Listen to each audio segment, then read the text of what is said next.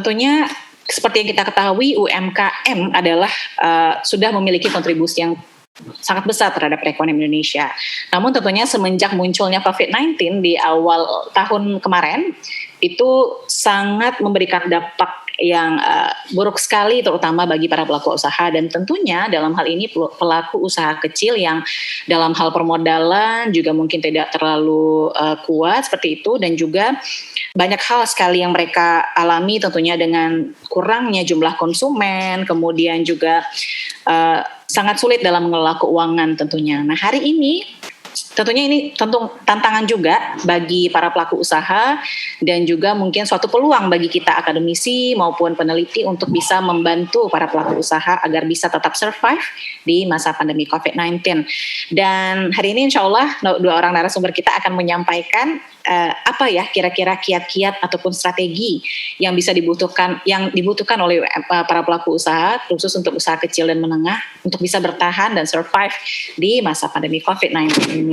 Jadi Ibu Rida ini riwayat pendidikan, beliau menyelesaikan studi S1 di Fakultas Ekonomi UNAN, kemudian juga studi S2 dan S3 itu di Universitas Indonesia di bidang finance ya Bu ya. Jadi di S2-nya itu Magister Science di jurusan finance, kemudian di dokter di banking and finance juga.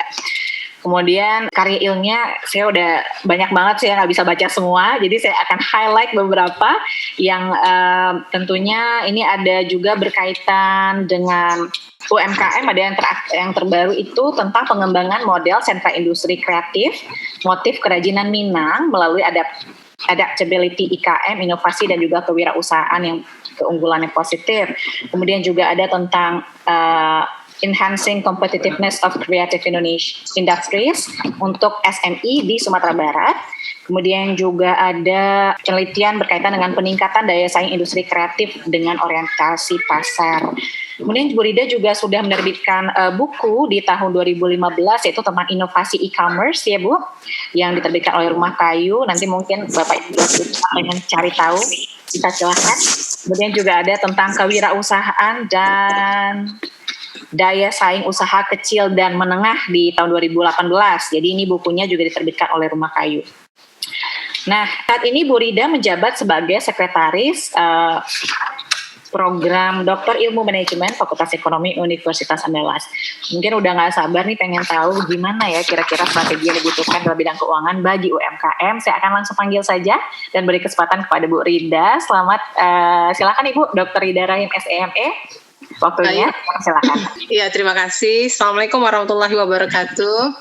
Baik, sama-sama kita ketahui bahwa pandemi atau krisis yang terjadi pada saat ini berbeda dengan krisis-krisis yang terjadi pada tahun-tahun sebelumnya. Ya, kalau kita tahu pada tahun 1997, pada tahun 2008 itu krisis ekonomi, tapi UMKM-nya merupakan penyokong dari krisis tersebut.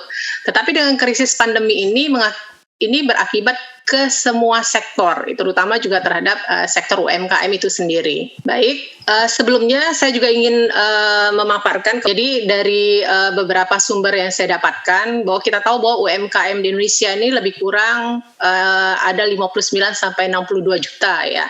Nah, dari data UMKM ini, ternyata yang usaha dominan mikro kecil menengah itu adalah 99,99% dan usaha besar itu hanya sedikit sekali, yaitu 0,01%. Nah, kita tahu bahwa pada saat ini yang sangat berdampak sekali terhadap adanya pandemi COVID ini adalah UKM-nya, yaitu usaha mikro kecil dan menengahnya. Nah, jadi dari data Kemenkop UMKM 2019, walaupun hanya sedikit yang bisa diambil dari sampel yang ada itu, bahwa kondisi yang terjadi di sekitar 1.332 UMKM yang tersebar di 18 provinsi itu, permasalahan mereka itu yang paling dominan itu adalah penurunan hasil penjualan, yaitu sekitar 69%. Kemudian mereka mengalami kesulitan distribusi barang produksi, dan kemudian 9% dan mengalami kesulitan akses modal usaha. Itu saya highlight ya, karena itu akan berkaitan dengan topik kita pada hari ini. Dan kemudian ada juga 4% yang UMKM itu sudah tidak bisa berproduksi kembali, dia mati suri ya, mungkin karena kehabisan modalnya dan juga produk yang dijual tidak laku dan segala macamnya. Nah, kalau kita lihat dari data, ini data secara keseluruhan di Indonesia. Nah, kalau kita lihat juga data di kondisi UMKM Sumatera Barat, jadi dari data Dinas Koperasi dan UMKM Sumbar, memang dominan yang ada di Indonesia itu UMKM itu adalah di skala mikro. Jadi skala mikro itu 84,42%, usaha kecilnya 14,84%, usaha menengah dan besar itu 0,74%. Nah, dari data yang kita ambil juga dari Dinas Koperasi dan UMKM, permasalahan utama itu ya sama, ya penjualan dan permintaan pelanggan menurun, sulitnya bahan baku, distribusi terhambat, permodalan, produksi terhambat. Jadi ada poin yang saya highlight di sini, penjualan dan permintaan menurun. Kemudian juga masalah permodalan yang berkaitan dengan topik kita pada hari ini. Permasalahan keuangan ini sebelum maupun setelah pandemi COVID sebenarnya sudah menjadi permasalahan bagi UMKM itu sendiri. Karena dari hasil penelitian kita, ya, jadi penelitian kita pada tahun 2017 itu, kita mencoba mengidentifikasi apa sih permasalahan UMKM dalam pengelolaan keuangan. Kita bedakan, ada usaha mikro, ya kita tahu apa bedanya mikro, apa bedanya usaha kecil dan menengah, yaitu dalam hal omsetnya, dalam hal modalnya, dan juga dalam hal tenaga kerjanya. Jadi pada usaha mikro itu, UMKM itu permasalahannya adalah mereka tidak terbiasa itu memisahkan antara uang pribadi dan uang usaha. Mungkin ini klasik ya, selalu klasik tuh kalau kita tanyakan, mereka campur adukan antara uang pribadinya dan uang usahanya. Nah, kemudian mereka terbiasa tuh pay overs, jadi membayar semuanya, dibayar sana, dibayar sini. Mereka nggak pernah punya keinginan untuk men-saving. Jadi dari hasil usahanya itu belum kepikiran gimana nih ya kalau pay off me gitu loh. Jadi kita punya tabungan ke depan, perencanaan ke depan ya. Apa yang akan dilakukan untuk bisnis ini ke depan, itu kebanyakan mereka pokoknya hari ini sudah terbayarkan, hari ini habis, oke, begitu loh. Kebanyakan dari kita lihat dari usaha mikro ini. Nah, kemudian mereka tidak punya pembukuan atau pencatatan atau cash flow. Jadi permasalahan ini walaupun sering kita melakukan pelatihan, sering kita berikan masukan kepada UMKM, kita bimbing, kita bina, tapi komitmen mereka untuk melakukan pencatatan pembukuan itu sepertinya tidak menjadi habit ya. Jadi permasalahannya itu mereka tidak mengetahui berapa sih yang saat ini net cash flow mereka, mengalami surplus kah atau mengalami defisit kah. Nah, mereka tidak mengetahui hal itu gitu loh. Nah, kemudian masalah berikutnya adalah masalah permodalan. Ya, nah yang paling urgent banget itu adalah mereka tidak punya perencanaan keuangan. Karena kita tahu bahwa untuk perencanaan keuangan ini kan ada short term, ada mid termnya, ada long termnya gitu loh. Jadi dari hasil penelitian, ini hasil penelitian kami ya, saya, Pak Tafdil, Bu Yurniwati dan Yesyati pada 2017, kita melihat hal-hal seperti ini. Nah, kemudian untuk usaha kecil menengah, perbedaannya di mana mereka sudah punya pencatatan, sudah punya pembukuan, ada cash flow-nya sebagian, tapi mereka belum punya perencanaan keuangan. Jadi, bagaimana nih kondisinya kalau terjadi, misalnya kalau terjadi seperti saat ini nih, terjadi pandemi COVID, penjualan tidak lancar, tapi dana yang mau digunakan tuh tidak ada, karena mereka tidak punya safety atau dana cadangan, mereka tidak punya emergency capital gitu loh. Nah, gimana nih caranya mengatasinya gitu loh. Jadi permasalahan lama ini dengan adanya pandemi ini menjadi kelihatan sekali permasalahannya itu seperti apa gitu loh. Nah, selanjutnya, karena tadi kita mengidentifikasi dari masalah-masalah ini, saya mencoba membreakdown satu-satu ya. Jadi dari pengalaman kita melakukan penelitian, melakukan pengabdian dari permasalahan UMKM ini, banyak para usaha-usaha mikro itu mereka tuh tahunya modal itu hanya digunakan untuk operasional saja. Ada operasional, ada juga untuk fixed asetnya, tapi mereka tidak punya keinginan modal itu di breakdown lagi seperti yang saya gambarkan dalam PowerPoint saya ini. Saya menggambarkan menjadi tiga kelompok ya di sini. Kan memulai suatu usaha itu kan diawali dari modal ya. Apa sih itu modal? Kan modal itu merupakan sumber ya, source of fund kita. Jadi source of fund kita berasal dari modal kita sendiri atau bisa berasal dari hutang. Kalau udah berasal dari hutang kan kaitannya dengan kolateral ya. Biasanya para pelaku usaha mikro ini dia kesulitan dalam melakukan pinjaman karena masalah kolateral. Nah, sebenarnya ini kan bisa kita atasi kalau modal sendiri kita tidak memadai dengan pinjaman yang mungkin pinjaman dengan teman, pinjaman dengan saudara atau apa yang kita tidak harus melakukan penjaminan atau kolateral. Nah, jadi yang kita amati, yang kita pantau itu rata-rata modal kerja yang disediakan oleh para pelaku UMKM itu hanya berada di permanen saja. Ya, jadi di permanen itu mereka punya modal kerja normal, yaitu bagaimana dia memproduksi barangnya untuk kesehariannya. Mereka punya dana untuk itu gitu loh. Nah, kemudian mereka juga punya dana untuk misalnya tiba-tiba ada seperti bulan puasa ya, kalau dia fashion ya, kalau dia produk-produk yang misalnya pakaian atau produk-produk bordiran seperti ya kalau di UMKM di Sumatera Barat ya. Nah, itu mereka punya namanya modal kerja variabel. Mereka punya itu, yang kita lihat tuh mereka punya itu. Tapi mereka jarang sekali punya modal yang seperti seasonal, cyclical, dan emergency. Jadi jarang sekali mereka mengalokasikan profit mereka itu ke dalam hal seperti ini. Nah, sebenarnya kalau mereka punya dana emergency untuk hal-hal kondisi COVID seperti ini, mereka kan bisa menggunakan dana emergensinya. Nah, kemudian juga para UMKM atau pelaku mikro kita ini, ya mereka tidak bisa mengelompokkan itu, apa itu modal investasi atau aset, ya.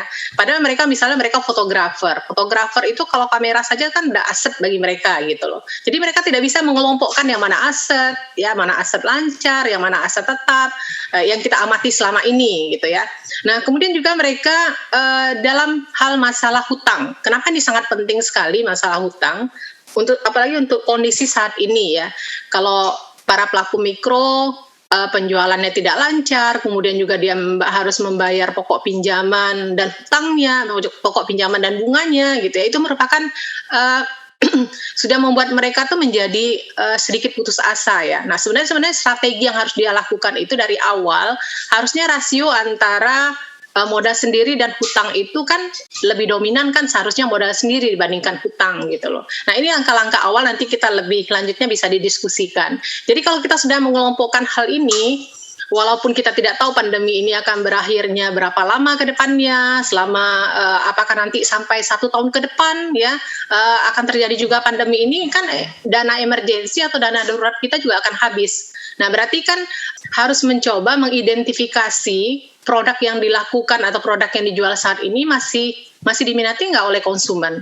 Nah, kalau tidak berarti kita harus beralih ya. Kita harus beralih ke produk lain yang saat ini memang dibutuhkan agar cash flow kita itu berjalan. Yang saat ini nih kan yang paling penting itu idle cash kita ada untuk membayar biaya operasional, untuk membayar biaya kita sehari-hari. Kita nggak usah memikirkan dulu bagaimana growth yang tinggi pada saat ini. Nah, kemudian yang kedua dari masalah-masalah itu, kita juga melihat, ini pembukuannya, kita melihat bahwa UMKM atau terutama usaha mikro itu mereka komitmen mereka mungkin awal mau tuh membuat pembukuan, membuat pencatatan. Tapi setelah berjalan, komitmen itu terputus saja gitu, tidak kontinu mereka lakukan. Padahal ini kan tujuan nanti para pelaku UMKM bisa mengevaluasi kalau kita punya misalnya pencatatan dalam hal kas, tahu berapa pemasukan, berapa pengeluaran. Kemudian kita juga buku piutangnya, ya buku piutang itu kita tahu nih berapa sih jumlah piutang yang kita berikan kepada para customer kita, kapan sih pada saat penagihannya, kapan sih mana sih yang di piutang itu tergolong dari kredit macet atau segala macamnya. Nah, kemudian juga kita harus punya, kalau Bapak Ibu ada meminjam dana di bank atau meminjam dana di koperasi atau meminjam kalau usaha mikro ini, UMKM ini kan biasanya dapat fasilitas dari pemerintah itu dengan pinjaman kredit usaha rakyat atau KUR lah ya. Utang yang kita punya saat ini, ya. Nah, dengan ini kan kita bisa mengendalikan kondisi atau mengkontrol bagaimana cash flow kita ke depan, berapa pembayaran bunga yang harus kita bayar setiap bulan, ya. Jadi ini sangat penting sekali ya. Kemudian juga kita punya pembukuan inventaris barang atau aset. Kenapa ini sangat penting? Jadi seorang entrepreneur itu dia akan berpikir, Bapak Ibu, aset yang dia punya itu misalnya punya aset mobil, dia punya aset misalnya properti ya. Dia tidak akan berpikir aset itu akan menganggur gitu loh. Bagaimana aset ini akan memberikan nilai tambah ya, nilai tambah bagi usaha mereka. Dan juga kita punya pembukuan lain-lain ini bisa bayar pajak atau yang lain-lainnya. Nah, kalau Bapak Ibu yang kita tahu 1 bulan, 2 bulan mau nih mencatat yang seperti ini. Nah, tapi komitmen untuk mencatat ini memang terutama kalau untuk usaha mikro itu memang betul-betul si pemilik itu sendiri ya yang turun tangan ya. Karena kan kita menggaji orang yang ahli dalam hal ini kan memang mungkin dananya belum ada. Nah, tapi untuk kesuksesan itu kita memang harus punya pencatatan seperti ini. Oke, saya lanjutkan. Nah, selanjutnya berikutnya itu adalah cash flow. Karena kalau kita ada pencatatan, kita larinya ke cash flow kan. Nah, kalau dengan kita sudah melakukan pencatatan, kita mudah nih mengelompokkan yang mana penerimaan, yang mana pengeluaran. Karena ujung-ujungnya itu kita nanti berapa sih variable cost? Variable cost ini kan nanti kaitannya, variable cost, fixed cost, kaitannya kan dengan harga pokok penjualan per unit yang mau kita bebankan kepada produk yang mau kita jual. Apa itu biaya operasional yang kita keluarkan? Kalau kita ada hutang berarti kita harus bayar bunga. Kalau kita punya surat izin usaha dan segala macamnya berarti kan kita harus membayar pajak kepada pemerintah ya. Nah, kemudian kalau setelah kita punya cash flow seperti ini, Bapak Ibu akan tahu nih, kita ada surplus nggak sih net cash flow-nya? Ya, kalau surplus net cash flow-nya berarti ada dong pay off me-nya buat kita, dividennya buat kita. Ya, kalau ada dividennya buat kita, mau kita apakan nih dividennya buat kita? Karena kan semua biaya udah kita keluarkan, ya, semua biaya udah kita keluarkan, biaya sewa. Mungkin kalau kita sewanya itu rumah dijadikan juga tempat operasional, ya. Kita operasional itu di tempat kita juga tinggal, misalnya kan itu semua biaya udah kita keluarkan, ya. Nah, kemudian ini istilah kita ya, laba ditahan itu istilah kita. Tapi sebenarnya emergency, ada dana emergensinya, ya. Kalau kita sudah punya, kenapa saya mulai dari sini? Karena kalau kita dari awal memang tidak punya pembukuan serapi ini, dengan kondisi seperti ini, sebenarnya meminta kita tuh mengevaluasi, ya. Meminta kita mengevaluasi diri, apa sih yang saya lakukan selama ini? Apakah memang karena penjualan saya mengalami penurunan, atau memang cara pengelolaan keuangan saya yang salah selama ini. Nah, kemudian yang tadi adalah bagaimana merencanakan keuangan. Jadi seorang entrepreneur itu dia berpikiran itu tidak short term, tapi dia berpikiran itu long term. Ya, bagaimana kondisi short term-nya, bagaimana middle term-nya, bagaimana long term-nya. Jadi kita kalau membicarakan what is financial planner itu kita harus membedakan usaha baru dan usaha lama. Kalau usaha baru berarti kan kita baru memulai nih. Ya, kita baru memulai. Kalau usaha baru tuh dia harus punya dana darurat, ya. Dana darurat tuh maksudnya biasanya perkembangan usaha itu 0 sampai 5 tahun. Harusnya dia punya dana darurat agar operasional ini tetap berjalan kan selama 5 tahun, ya. Minimal 2 tahun lah. Nah, kalau seandainya ini dari awal nih dia sudah mulai nih, harus memisahkan uang pribadi dan uang usaha, udah melakukan pencatatan, udah mulai nih, walaupun belum secara sempurna ya, dia udah mulai. Nah, tapi kok misalnya kok enggak ini juga ya, usaha saya enggak juga berjalan dengan baik ya. Itu harusnya tombol panic button, mengetatkan pengeluaran pribadinya sehemat mungkin. Jadi seorang entrepreneur tuh dia hemat, Ibu, bukan pelit ya. Hemat itu sesuatu yang harus dia bayar gitu loh. Kalau pelit itu yang harus dia bayar tidak dia bayar kan, itu pelit kan. Nah, dia emang harus hemat, harus efisien, tidak konsumtif gitu loh. Yang penting anaknya bisa makan, anaknya bisa sekolah, ya, kehidupannya berjalan dengan baik. Jadi hal-hal yang lain itu tidak dia pikirkan. Nah, kalau seandainya sudah profit nih dia, di antara 0 sampai 2 tahun dia ada profit. Nah, berarti kan dia beralih nih. Usahanya udah lebih dari 2 tahun. Udah mulai dong dia berpikir, oh iya kalau udah 2 tahun gimana nih ya, midterm saya ke depan gimana ya, bagaimana usaha saya ini bisa usaha saya ini bisa berkembang dengan baik ya, bisa menjadi lebih besar daripada saat ini gitu loh. Karena what is financial planner ini ujung-ujungnya apa yang kita ingin? Financial freedom, kebebasan dalam hal keuangan. Enough. Mau beli rumah cukup uangnya. Mau beli mobil cukup uangnya, misalnya gitu ya. Mau beli apapun cukup. Nah, kita udah berada di posisi ini. Untuk mencapai posisi ini yang harus kita lakukan, ya. Jadi pada saat kita sudah tahu bahwa profit perusahaan kita itu bagus, baik, kita mulai melakukan saving ya. Saving, kita melakukan tabungan untuk diri kita sendiri. Bagaimana nih menabung ke depan, apa sih yang akan saya lakukan nih terhadap bisnis saya ke depan. Mungkin Bapak Ibu sudah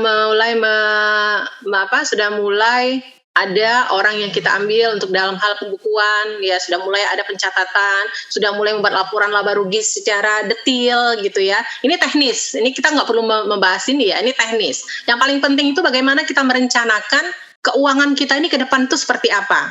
Nah, kemudian kita dari dana yang ada itu kita investasikan Bapak Ibu minimal itu 50% ke bisnis. Ya, bagaimana kita mengembangkan bisnis ini ke depan, ya kan? Nah, kemudian juga selain daripada bisnis, Bapak Ibu juga harus mengembangkan diri sendiri, cost development, jadi biaya terhadap diri sendiri. Seperti Bapak Ibu ikut seminar, Bapak Ibu melakukan network, perkumpulan antara misalnya UMKM bordir, misalnya UMKM dalam bidang misalnya desain grafis. Nah, Bapak Ibu punya, karena di sana tuh informasi-informasi yang akan Bapak Ibu dapatkan gitu loh. Nah, selama ini udahkah kita jalankan ini gitu ya. Nah, kemudian untuk investasinya Bapak Ibu harus ada dana darurat, dana pensiun, dana untuk jalan-jalan misalnya gitu ya. Dana darurat bisa dalam bentuk emas, bisa dalam bentuk asuransi, bisa dalam bentuk properti dan segala macamnya. Dan juga kita punya anggaran yang kita alokasikan untuk dana bisnis kedua. Entrepreneur yang sampai financial freedom itu Bapak Ibu, dia punya income-nya itu lebih dari 6 item ya, 6 bisnis. Jadi ada 6 bisnis. Jadi Bapak Ibu mungkin selama ini kita memproduksi pakaian misalnya gitu ya.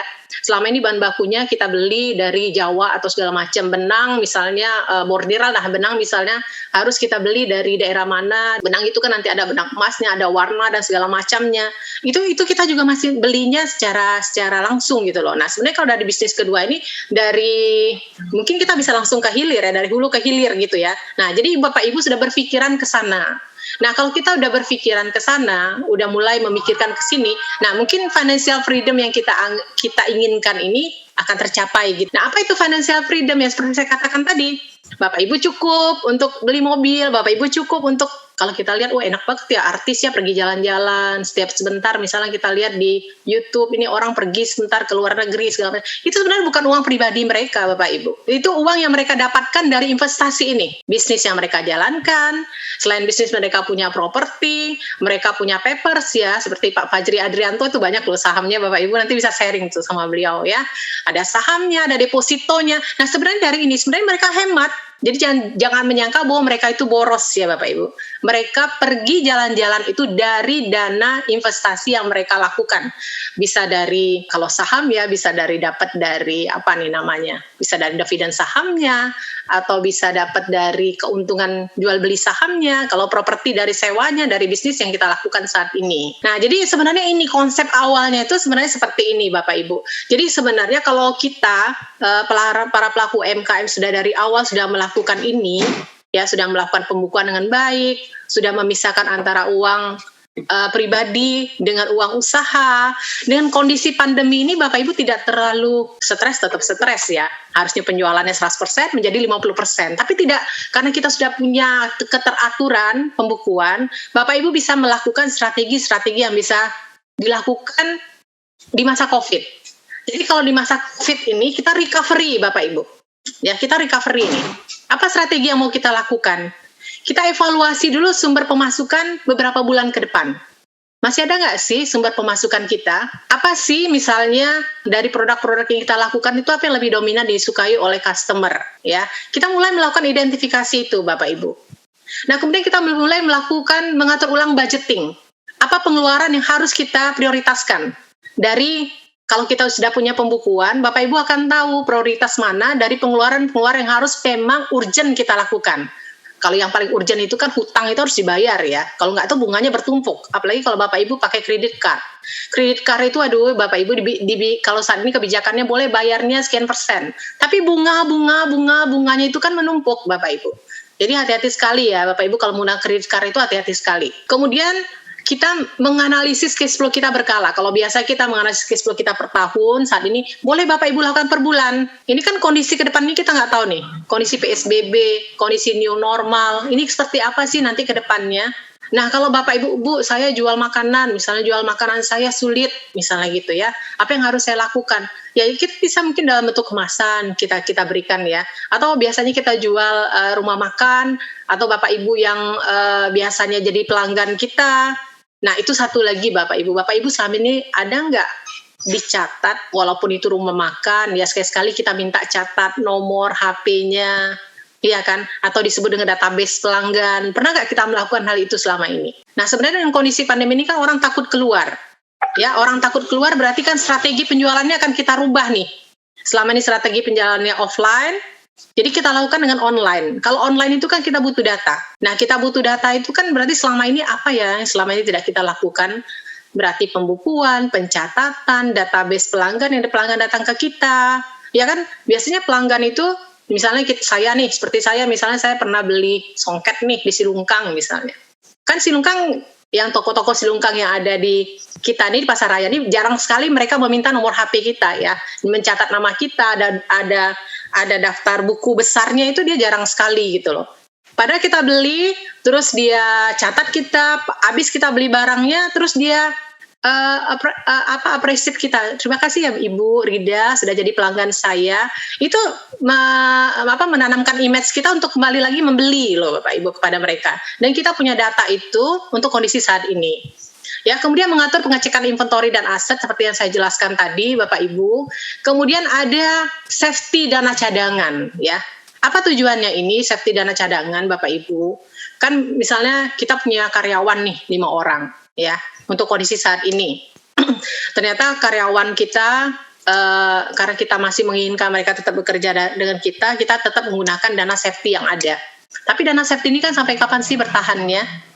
Nah, dengan adanya pandemi ini, kalau menurut saya, Bapak Ibu diminta untuk bekerja sama, ya open dengan kondisi perusahaan, dengan kondisi keuangan yang ada. Kalau memang kondisi keuangan kita itu tidak memadai, dana cadangan kita tidak memadai untuk beberapa bulan ke depan, kita open dengan para karyawan kita. Kita kasih pilihan ke mereka. Kalau mereka mau, misalnya selama ini digaji 100%, menjadi 50%, kondisi dana cadangan semakin sedikit digaji 25%. Kalau mereka memang tetap komit, berarti mereka tetap dengan kita. Tapi kalau enggak ya Bapak Ibu terpaksa lah dengan logo wall, ya mereka harus berhenti, mereka harus mencari untuk biaya kehidupan mereka masing-masing. Ya. Jadi sebenarnya kalau dilihat sepertinya kok ngomongnya mudah ya, nah gitu loh. Tapi kok melaksanakannya susah gitu loh. Ya emang kondisi saat ini kita emang harus berjibaku ya Bapak Ibu para pelaku UMKM. Pemerintah juga berusaha bagaimana UMKM kita, karena kita tahu ya UMKM ini sangat membantu negara pada saat mengalami masa krisis. Nah pemerintah mencoba melakukan stimulus atau bantuan pada UMKM. Nah apa itu bantuan yang diberikannya?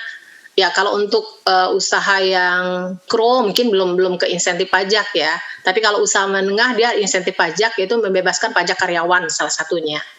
Kemudian ada restrukturisasi kredit. Kalau saya nggak tahu kemarin itu ada 1 tahun diberikan Bapak Ibu kelonggaran untuk tidak membayar bunga dan pinjaman. Ada restrukturisasi ya. Ada nanti mungkin untuk kedepannya yang bunga yang saat ini nanti dialokasikan ke belakang gitu loh. Nah pada saat ke depan Bapak Ibu sudah sanggup untuk membayar.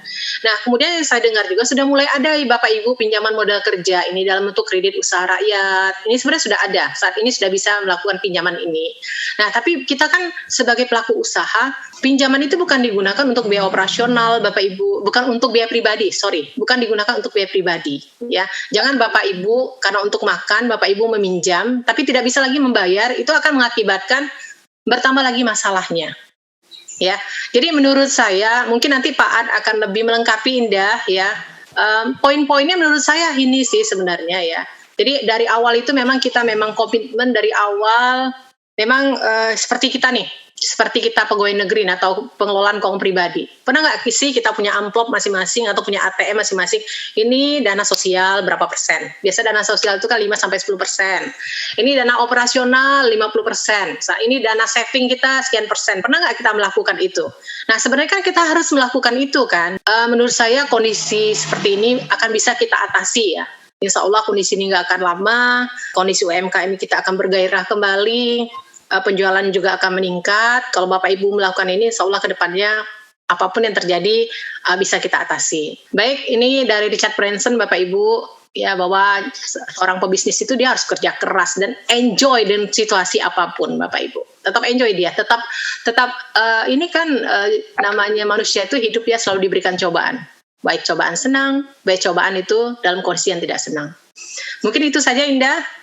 Saya tutup. Assalamualaikum warahmatullahi wabarakatuh. Sebelumnya saya akan langsung panggil narasumber kita yang kedua, ada Bapak Dr. Fajri Adrianto, SEM. Pak Fajri kebetulan menyelesaikan studi S1 di Universitas Andalas, bidang ilmu manajemen, kemudian studi S2 dan S3 di Queensland University of Technology di bagian finance ya. Kemudian juga dalam pengalaman penelitian, beliau juga sudah memiliki banyak sekali pengalaman. Di antaranya itu saya bacakan yang terbaru ini ada tentang financial literacy, kemudian family characteristic, and retirement plan pada pegawai negeri sipil. Kemudian juga ada analisis determinasi frekuensi terhadap pemilihan saham. Nah, tadi kan Bu Rida membahas juga kayaknya Pak At sangat expert di dalam bidang ini. Dan juga ada tentang bagaimana masa depan suku retail pemerintah, review financial literacy. Kemudian dalam bidang pengabdian masyarakat juga sudah banyak, yaitu salah satunya pelatihan keuangan untuk pengelola dana mikro ya Bapak ya. Kemudian juga ada penelitian business plan kepada calon wirausahawan. Wah, ini kayaknya dalam hal ini Pak Fajri juga sudah sangat expert nih, pelatihan manajemen keuangan. Kayaknya udah nggak sabar pengen belajar banyak dari Pak Fajri Adrianto. Pagi ini silakan Bapak. Saya persilakan waktunya kepada Bapak Fajri Adrianto, silakan. Baik, bismillahirrahmanirrahim. Assalamualaikum warahmatullahi wabarakatuh. Terima kasih Bu Indah yang telah tadi memperkenalkan sedikit ya. Tapi yang diceritakan Bu Indah mungkin agak terlalu ini nih. Saya juga sama-sama belajar. Kali ini saya mungkin lebih banyak fokus kepada manajemen modal kerja untuk UMKM. Oke, modal kerja untuk UMKM. Karena kalau saya baca kemarin sebuah artikel di Insight itu salah satu problem utama di UMKM, khususnya ya mungkin studinya mungkin bukan ke Indonesia tapi juga termasuk lebih kepada beberapa UMKM small business yang ada di negara maju dan juga beberapa studi kecil juga dilakukan di negara berkembang. Itu menemukan persoalan utama di masa pandemi ini bagi UMKM itu adalah persoalan modal kerja. Tadi juga sudah disinggung oleh Bu Rida bahwa modal kerja ini menjadi salah satu problem yang terjadi. Hal ini kenapa? Hal ini terjadi karena tersendatnya cash flow dari masalah penjualan, kemudian di satu sisi misalnya adalah beberapa biaya tetap harus dikeluarkan. Nah, misalnya adalah gaji dan lain-lain. Sedangkan dari segi income, penjualan itu menjadi persoalan dengan adanya lockdown, di mana persoalan utama adalah kalau kita lihat berkaca dari krisis 97 dan 2008, kita lihat bahwa yang survive itu adalah UMKM. Sedangkan yang di pandemi sekarang yang terjadi adalah UMKM yang sebenarnya yang menjadi kondisinya jauh lebih parah dibandingkan dengan beberapa perusahaan yang lebih relatif korporasi. Hal ini disebabkan karena apa? Karena memang pasarnya itu sendiri yang menjadi cash flow-nya itu sendiri yang bermasalah dengan adanya pandemi ini. Sekarang yang persoalannya adalah customer-nya sendiri yang tidak bisa keluar. Kita lihat beberapa restoran itu harus tutup dan dengan aturan yang dilakukan di masa PSBB kemarin. Ini juga disampaikan oleh Bu Rida sebenarnya, tapi mungkin ini relevan karena kalau kita jadikan ini di dalam kalau kita bicara manajemen keuangan perusahaan, kita nanti bicara manajemen keuangan perusahaan secara keseluruhan sebenarnya. Walaupun secara teori ini lebih banyak dipakai untuk korporasi, tapi sebenarnya apa yang didapatkan di korporasi di teori sebenarnya adalah best practice yang bisa diaplikasikan juga di dalam small business sebenarnya. Di dalam keputusan keuangan, sebenarnya kita memiliki 3 keputusan utama sebenarnya di keuangan. Yang pertama adalah keputusan investasi, kemudian keputusan pembiayaan, dan manajemen modal kerja. Ada juga yang menyebutkan juga adalah keputusan dividen. Tapi belakangan yang kebanyakan orang membahas adalah dipisahkannya antara manajemen modal kerja dengan investasi dan pembiayaan. Kita lihat beberapa isu utama di dalam pembiayaan UMKM. Jadi dalam proses pembiayaan UMKM akan dihadapkan. Jadi saya mungkin lebih banyak nih Bu Indah akan berbicara lebih bukan bagaimana mengatasi kondisi COVID atau pandemi sekarang. Jadi kita berbicara best practice yang mungkin bisa kita lakukan di UMKM, baik itu mungkin sebelum pandemi kemarin atau mungkin setelah pandemi nanti berlaku, dan juga sangat relevan di masa pandemi ini. Nah, kemudian kita coba lihat isu utama dalam pembiayaan sebenarnya kalau kita bicara financing di dalam small business itu kita berbicara mulai dari pembiayaan bisnis startup. Dari awal kita sudah isunya itu adalah relatif kita yang paling sulit yang pertama yang kita hadapi itu adalah kita nanti akan financingnya akan kebanyakan dari dana internal kita. Karena sebelum existing mungkin sangat sulit bagi bisnis untuk bisa mengakses dana financing atau pembiayaan dari lembaga keuangan atau sumber investasi lainnya. Nah, kemudian pembiayaan bisnis yang sedang tumbuh, ini juga financing for growing business. Nah, ini nanti kalau orang akan melihat prospek kita nantinya, ini yang menjadi pelajaran juga bagi kita. Ketika kita mampu menciptakan sebuah bisnis yang growing, yang terjadi adalah kita nanti mengenal ada beberapa macam jenis investor. Yang paling populer pada abad milenial ini itu adalah pembiayaan ventura. Nah, venture capital. Nah, venture capital ini tidak jarang. Venture capital ini kan adalah bisa dikatakan sebagai malaikatnya modal. Ya. Tiba-tiba bawa dana miliaran rupiah, tiba-tiba bawa dana triliun bahkan triliun rupiah, dan itu adalah pemimpinnya yang terbesar di dunia itu adalah SoftBank, yang CEO-nya itu adalah Masayoshi Son.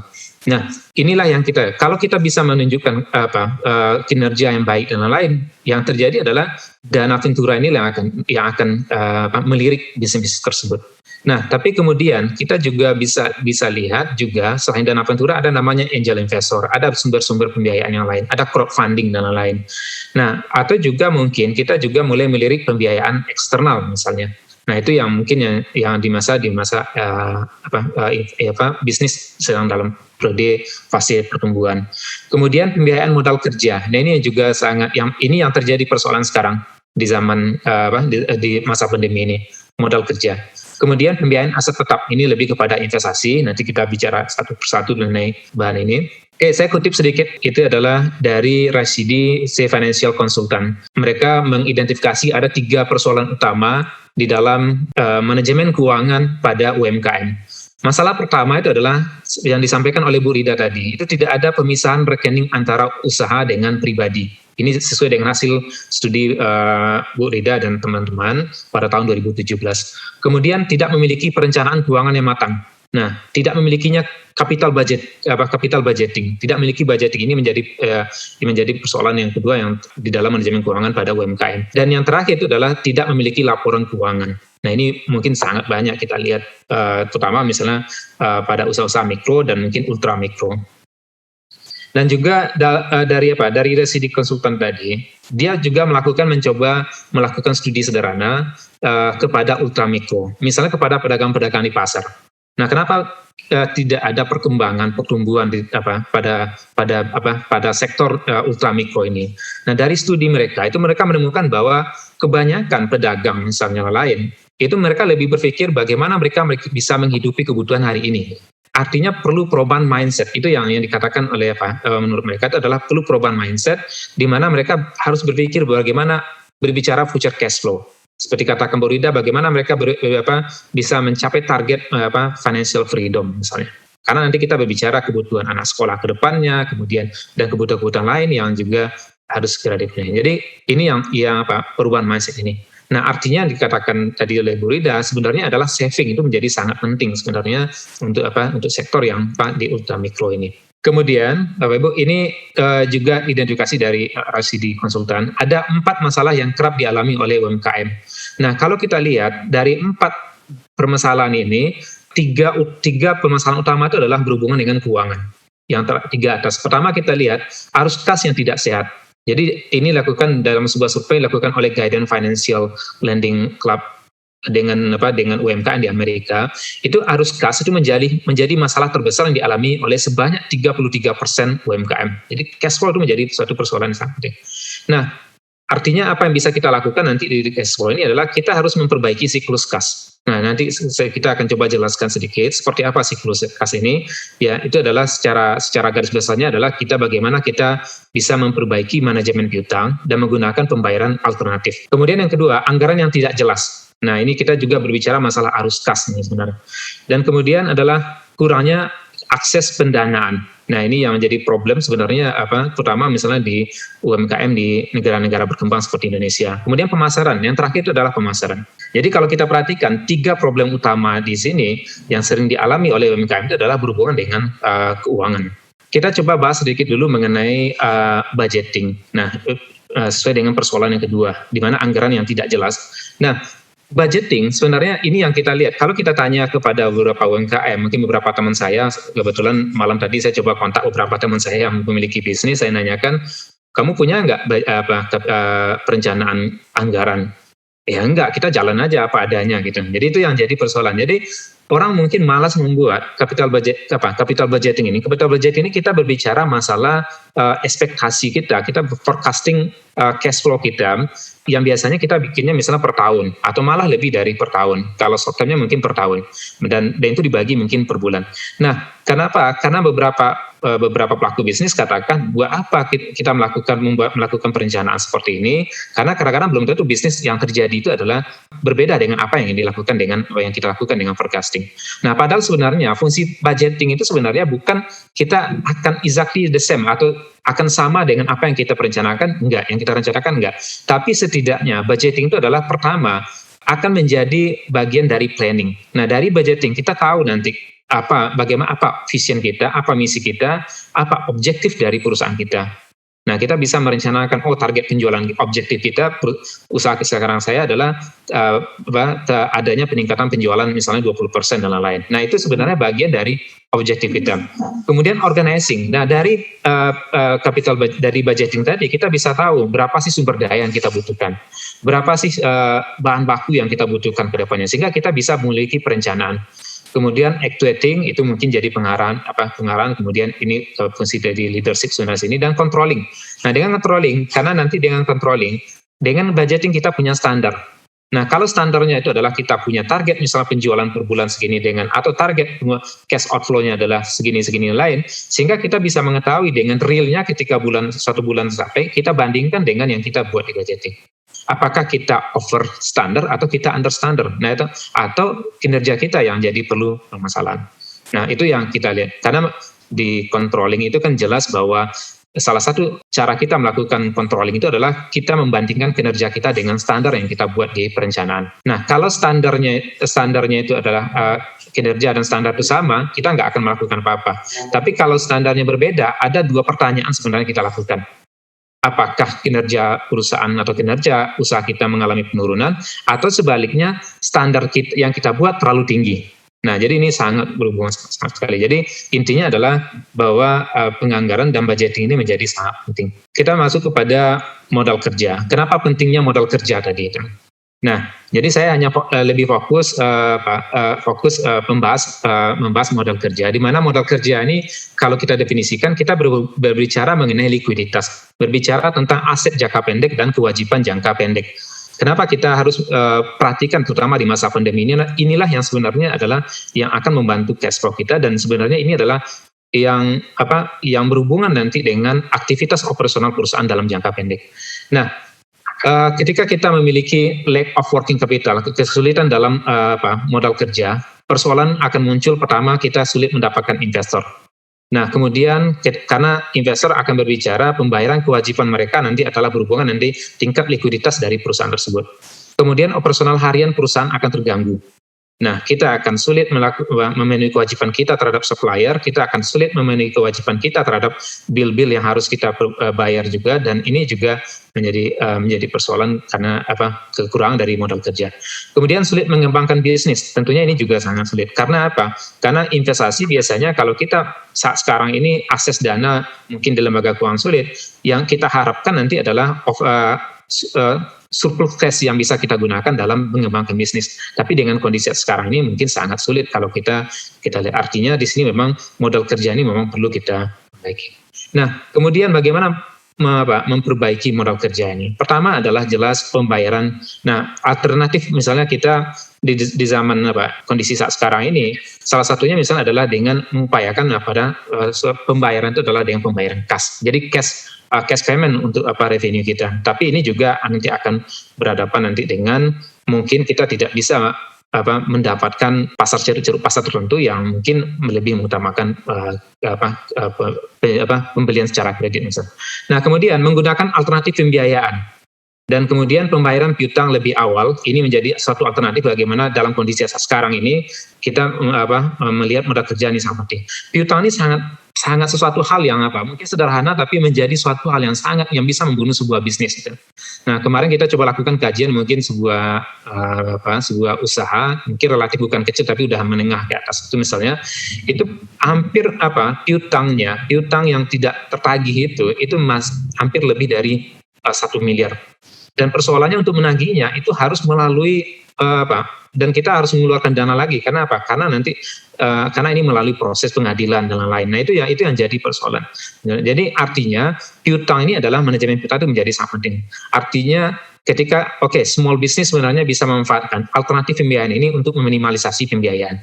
Apa contohnya? Kita memberikan alternatif saya berikan contoh aja gini, Bapak Ibu. Di zaman teknologi sekarang, edisi misalnya. Nah, edisi yang sudah ini kalau kita lihat masih banyak bisnis yang enggan menggunakan edisi misalnya. Nah, sehingga ini sebenarnya menjadi alternatifnya kalau kita mau ekspansi dalam penjualan kita, orang mau beli secara kartu kredit itu nggak bisa, artinya kita memberikan secara kredit secara langsung, artinya risikonya langsung kita ambil. Nah, tapi kalau dengan edisi, baik itu dengan pembayaran kartu debit atau kartu kredit, sebenarnya kita sudah mentransfer risiko kita kepada pihak ketiga. Di sini adalah perbankan. Nah, tentu ada fee pasti. Nah, ini yang menjadi persoalan bagi small business sebenarnya. Ada fee-nya dan bagi kita sangat berat fee-nya gitu. Sehingga kadang-kadang ada beberapa bisnis ketika kita bayar melalui edisi dikenakan charge 3%, dikenakan charge 1% dan atau segala. Nah, sebenarnya di aturan BI itu dilarang sebenarnya. Dengan edisi ini sebenarnya, apalagi di zaman pandemi ini banyak orang, saya pribadi mungkin agak takut juga megang cash. Kalau apalagi perpindahan cash itu juga saya juga mungkin kalau kita lihat di video ada orang setiap saat mencuci uangnya dengan sanitizer. Waktu kita nggak akan ada seperti itu. Nah, yang paling aman mungkin kita gunakan transaksi non cash seperti ini. Dan seharusnya small business ini melihat sebagai potensi yang sangat besar. Bahkan yang lebih aman lagi sebenarnya bagi small business adalah sekarang itu adalah dan bagi konsumen, mereka lebih suka menggunakan yang tidak menggunakan semacam kartu debit atau kredit, tapi mereka menggunakan semacam aplikasi misalnya seperti GoPay, Dana, OVO dan lain-lain. Nah, ini sebenarnya kalau saya coba seperti saya tadi tanyakan kepada beberapa teman, apakah Anda sudah mulai misalnya menggunakan fasilitas GoPay, dan ini kan sangat terbuka. Dia bilang, enggak, ini kita takut ada fee-nya, ada ininya dan yang harus kita bayar kepada GoPay dan lain. Saya tanya berapa fee-nya sih sebenarnya? Dia katakan ada 0,5%, ada 1%. Nah, ini sebenarnya bagi fee-nya memang kalau kita lihat mungkin relatif saya rasa nggak terlalu besar, tapi bagi pertama pengurusannya, dan kemudian adalah juga literasi sebenarnya yang jadi persoalan, dan kemudian juga kemalasan mengurusannya, padahal sebenarnya kalau seperti Anda menjadi mitra GoPay dan OVO sebenarnya nggak terlalu sulit sebenarnya ya, mungkin memang kadang-kadang kita butuh investasi karena kadang ada yang menyediakan mesin edisi juga dan lain-lain. Nah, ini menjadi suatu alternatif pembiayaan yang bisa sebenarnya meminimalisasi piutang sebenarnya. Nah, ini saya ini di Australia, ini di tempat kampus saya sebelum saya pulang sekitar tahun 2018 ini penjualan kebab. Nah, kebab ini sudah bisa dibayar melalui Bitcoin. Walaupun di Indonesia belum diakui Bitcoin ya, tapi di beberapa negara maju itu Bapak Ibu berbelanja itu sudah bisa langsung dibayar dengan Bitcoin. Tinggal masukkan akunnya di handphone kita, tinggal ada sekian fraction yang akan berkurang dari Bitcoin kita nantinya. Ya, maka kalau Bapak Ibu yang punya kalau kita transaksi itu kan bukan 1 koin atau tapi kan fraction dari Bitcoin tersebut. Jadi mungkin bisa jadi 1 kebab chicken kebab itu misalnya 0,05% dari fraction Bitcoin. Nah, jadi kita nanti Bitcoin kita akan berkurang secara otomatis nanti di akun kita. Nah, itu alternatif pembiayaan yang mulai berkembang di ini Bapak Ibu bisa lihat nih, pembayaran melalui Bitcoin diterima di sini. Nah, arus kas ini kita sebenarnya berbicara dua, Bapak Ibu. Pertama adalah kita berbicara ada siklus operasi. Nah, siklus operasi itu adalah periode persediaan dan periode piutang. Nah, ini yang sangat menentukan, Bapak. Yang kita harapkan sebenarnya siklus operasi ini adalah semakin besar. Artinya adalah periode ini sebenarnya siklus operasi ini adalah periode dari kita membeli bahan baku atau barang persediaan sampai nanti kita menerima dana dari customer. Nah, dalam manajemen modal kerja ini sangat penting. Jadi artinya bagaimana kita memperpendek siklus operasi ini adalah pertama dengan manajemen persediaan. Yang kedua adalah dengan manajemen piutang. Nah, dan yang lebih penting lagi, kita perlu membahas tentang adalah siklus kas. Siklus kas itu adalah periode dari kita mengeluarkan dana untuk yang dibayarkan kepada supplier sampai dana yang kita terima dari customer, artinya adalah dari penerimaan piutang. Nah, ini yang sangat penting Bapak Ibu kita lihat ketika ini adalah siklus dari siklus operasi itu adalah dari periode kita membeli barang dagang atau persediaan sampai dari waktu kita menerima cash dari piutang yang kita miliki. Nah ini sangat penting karena semakin kita cepat memiliki cash lagi, kita bisa putarkan lagi. Nah kan persoalannya kadang-kadang adalah kita udah ada penjualan dan kita mau mengembangkan bisnis lagi, kita mau produksi lagi, persoalannya dana cashnya kita belum terima gitu. Nah ini yang menjadi persoalan di beberapa small business. Nah kita coba lihat manajemen persediaan. Nah bagaimana kita memperpendek siklus periode persediaan tadi? Yang jelas periode persediaan itu artinya definisinya adalah periode dari kita membeli bahan baku sampai kita terjadinya penjualan. Yang pertama kita jelas mungkin ada perlu investasi di teknologi produksi. Mungkin kalau biasanya kita produksi itu misalnya mungkin bisa jadi produksi makanan atau lain, misalnya kita membutuhkan waktu misalnya 2 hari dan lain. Nah dengan teknologi yang produksi yang baru kita mungkin bisa jauh lebih cepat. Kemudian supply persediaan. Nah ini juga kita harus memahami, kita harus mengidentifikasi supply persediaan. Karena apa? Bisnis kita banyak tergantung kepada supplier. Nah saya mungkin pernah dapat cerita juga mungkin dari salah satu teman yang menjual mungkin dulu semacam hamburger. Nah, bisnisnya pernah mengalami persoalan. Kenapa? Karena supplier terlalu kuat di sana. Nah, sehingga apa yang terjadi dengan supplier terlalu kuat? Kadang-kadang rotinya terlambat. Kadang-kadang ukuran rotinya tidak sesuai dengan yang kita miliki. Sehingga sekarang ngambil semuanya dari produksi roti diproduksi sendiri, sehingga itu salah satu solusi yang bisa dilakukan. Kemudian ketepatan waktu supply ini menjadi sangat penting juga. Jadi kita sangat penting, supply ini menjadi sangat penting karena kalau di dalam bisnis, mungkin di small business, katakan juga jangan pernah biarkan customer kita itu mencoba produk dari pesaing kita. Karena apa? Sekali mereka mencoba, bisa jadi mereka nggak kembali lagi kepada bisnis kita. Nah, ternyata mereka menemukan bahwa pelayanan, kualitas jauh lebih bagus misalnya. Kemudian delivery ke pasar ini juga perlu diperhatikan dengan kondisi online trading saat sekarang ini. Nah ini juga Bapak Ibu sebenarnya bisa memanfaatkan. Nah kita bisa lihat berapa sih small business di kita memanfaatkan trading dengan menggunakan platform-platform seperti Tokopedia, kemudian Bukalapak dan lain-lain. Nah ini yang kita bisa lihat. Kemudian value chain ini juga menjadi sangat penting. Bagaimana kita menciptakan nilai-nilai tambah di dalam setiap proses produksi kita. Dan yang terakhir itu misalnya adalah over under supply, ini juga kita perlu perhatikan. Persediaan terlalu besar itu juga menyebabkan munculnya biaya penyimpanan dan lain-lain. Bayangkan kalau kita Bapak Ibu misalnya bisnis makanan harus memiliki persediaan misalnya ayam, daging dan lain, dan harus menyediakan misalnya pendingin yang sangat besar, dan itu membutuhkan biaya bangunannya, kemudian biaya listrik dan lain, itu mungkin nanti akan jadi persoalan ke dalam cash flow. Jadi ini yang perlu kita makanya di dalam manajemen persediaan kita belajar sebenarnya, kalau di workshop mungkin kita bicara juga ada nama itu adalah EOQ. Economic order quantity. Berapa sih sebenarnya yang perlu kita order, karena terlalu banyak juga nggak bagus, terlalu sedikit kita berhadapan nanti adalah kehilangan nanti konsumen karena kita tidak bisa memenuhi kebutuhan pasar. Nah, mengenai offer dan supply ini, saya sedikit sharing juga. Ketika sekolah dulu saya pernah kerja sambilan di salah satu restoran, pemiliknya orang Singapura.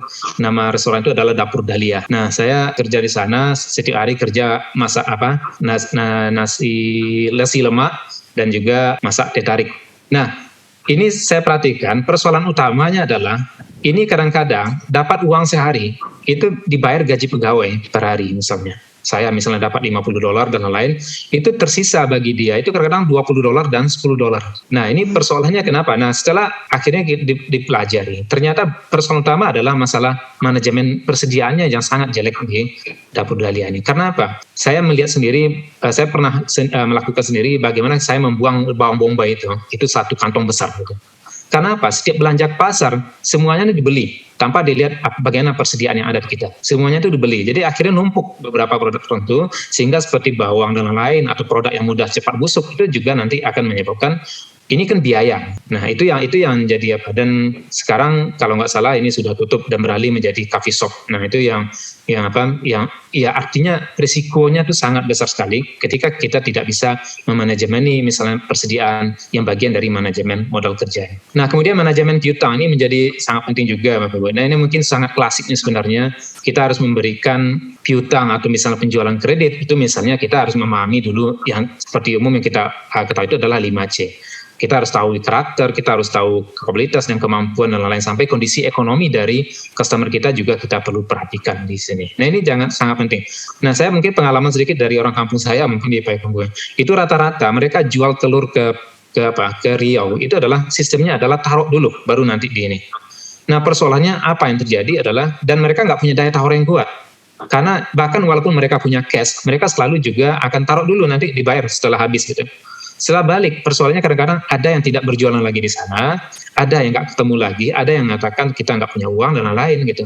Mau marah juga nggak mampu di kampung orang masalahnya. Ini juga makanya ini yang menjadi persoalan yang mungkin yang terjadi di dalam manajemen utang. Sehingga perlu kita memahami karakter. Karena kalau dari awal kita tahu karakter seseorang, dan itu memang perlu jadi catatan bagi kita. Makanya pembukuan seberapa bagus orang ini misalnya pembayaran dan lain-lain itu menjadi sangat penting. Kemudian diskon ini mungkin jadi apa? Mungkin dalam secara teori kita sering belajar misalnya ada 2, 10, N, 30. Artinya kalau customer kita mampu bayar dalam waktu 10 hari, misalnya kita berikan diskon. Nah ini mungkin menjadi daya tarik untuk kita bagaimana melakukan manajemen utang. Kemudian risk shifting, pembayaran alternatif pembiayaan seperti edisi tadi itu adalah kemudian OVO dan GoPay dan lain-lain, itu merupakan alternatif pembiayaan di mana kita bisa meminimalisasi piutang kita dengan memindahkan risikonya kepada pihak lain.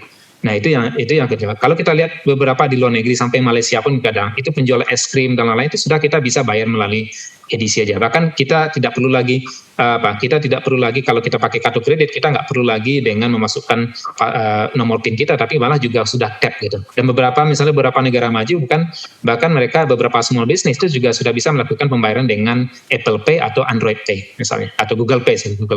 Nah itu tinggal menempelkan handphone kita atau iPhone kita ke dalam edisi yang ada di sana. Dan itu relatif alternatif pembiayaan yang sebenarnya adalah mengimpuls orang menjadi efektif bagi orang untuk misalnya untuk melakukan pembelian. Nah, manajemen utang dagang, nah ini sangat penting juga Bapak Ibu ketahui bahwa harapan kita sebenarnya dalam manajemen utang dagang, karena nanti mempersingkat siklus kas ini adalah kita kalau bisa selambat-lambat mungkinnya membayar utang kita. Jadi kebalikan sebenarnya kalau kita berbicara dengan tadi. Tapi persoalannya kita juga harus berbicara dengan bagaimana hubungan kita dengan supplier.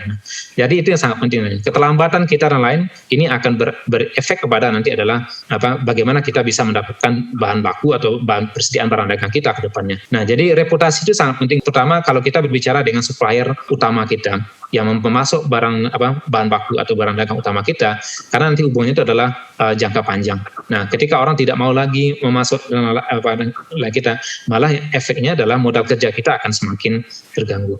Oke, ini secara teori aja Bapak Ibu, manajemen kas itu sangat penting. Jadi karena kas ini kita perlu juga Bapak Ibu perhatikan bahwa kas terlalu besar juga nggak bagus, karena nanti kita berbicara biaya opportunity. Jadi sebenarnya ada peluang sebenarnya dari kas yang kita miliki. Nah, tapi juga kita perlu memiliki kas ini tidak hanya dalam bentuk misalnya adalah dalam bentuk uang tunai, tapi juga dalam bentuk cek dan surat berharga yang sifatnya sangat liquid. Nah, karena ini sangat perlu kita miliki karena dengan tujuan pertama transaksi, berjaga mungkin dan spekulasi dan lain. Nah, alternatif pembiayaan ini mungkin lewat aja, mungkin ini beberapa alternatif mungkin dijelaskan oleh Bu Ida tadi. Sekarang sangat banyak macam alternatif yang kita bisa perhatikan bagi lembaga small business, lembaga keuangan tentunya, kemudian vintage, kemudian crowdfunding, dana ventura, angel investor yang sekarang juga lebih populer. Jadi mungkin teman atau dari keluarga mungkin yang secara berinisiatif berinvestasi di bisnis kita. Kemudian publik, nah ini menarik juga kalau perusahaan Bapak Ibu mungkin sudah memiliki status menengah ke atas nantinya, itu kita di bursa sekarang itu ada wadah bagi mereka untuk menjual saham kepada publik. Makanya sekarang disediakan papan akselerasi. Tapi karena terjadinya krisis pandemi sekarang, baru satu perusahaan yang ada di papan akselerasi ini. Oke, tips selama pandemi ini, nah mungkin saya sekelimin aja. Jelas tadi adalah kita harus berupaya mencari solusi keuangan yang lain, pembiayaan yang lain. Kemudian kita harus, kata Bu Ida tadi, kita harus manajemen kas, terutama kas outflow kita. Kita mungkin hal yang sangat ekstrim itu adalah misalnya pengurangan tenaga kerja, perumahan dulu. Tapi mungkin yang sangat kita perhatikan juga di sini adalah yang disampaikan oleh Bu Ida tadi, mungkin kita berdiskusi atau kita misalnya memberikan tawar-menawar dengan employees di mana mungkin tidak ada pemecatan, tapi mungkin ada pengurangan gaji dan lain-lain. Itu mungkin untuk membantu cash flow perusahaan. Nah, ini laporan keuangan, ini juga disampaikan oleh Bu Ida tadi, ini persoalannya ini adalah laporan keuangan sangat sederhana sebenarnya, apa aja yang harus ada di laporan keuangan, dan ini Bu Indah mungkin jauh lebih mengerti ini tentang pembuatan laporan keuangan ini. Dan terakhir, banyak sekarang aplikasi-aplikasi gratis yang bisa Bapak Ibu gunakan, terutama di semua bisnis, untuk pembuatan laporan keuangan. Seperti yang disediakan oleh Bank Indonesia, namanya itu adalah SIAPIK. Nah, si Apik ini sangat banyak sekali di YouTube bagaimana cara menggunakan Apik ini. Silakan Bapak Ibu ketik aja Apik Bank Indonesia di YouTube, itu akan keluar beberapa training bagaimana menggunakan aplikasi ini. Jadi Bapak Ibu setiap ada transaksi pembukuan lain tinggal input di sini, tinggal nanti sampai laporan keuangan, laporan cash flow semuanya akan muncul otomatis nantinya. Itu yang kita bisa lihat. Oke, terima kasih. Tapi mungkin sedikit juga saya coba cek kemarin. Mungkin di aplikasi Bapak Ibu di handphone itu juga ada beberapa sebenarnya, baik itu Android atau di iPhone, itu ada beberapa yang sangat bermanfaat. Pertama misalnya adalah Stock Manager. Stock Manager atau Inventory ini sebenarnya adalah aplikasi yang bisa Bapak Ibu gunakan untuk manajemen persediaan. Nah, nanti akan kelihatan beli bahan baku sekian, beli bawang sekian, beli ini sekian, beli kain sekian, beli benang sekian, nanti diambil lagi benangnya atau kainnya diambil sekian, sehingga kita tahu nantinya berapa sih persediaan saya ini, semuanya bisa itu aplikasinya, apps-nya itu adalah Stock Manager. Kemudian ada Stock Control, kemudian ada misal pembuatan invoice, ada nama itu adalah Invoice and Recording. Jadi sangat banyak sebenarnya yang bisa Bapak Ibu manfaatkan, yang aplikasi gratis yang ada di Android atau misalnya di Apple Store. Saya rasa itu aja Bu Indah, terima kasih. Assalamualaikum warahmatullahi wabarakatuh.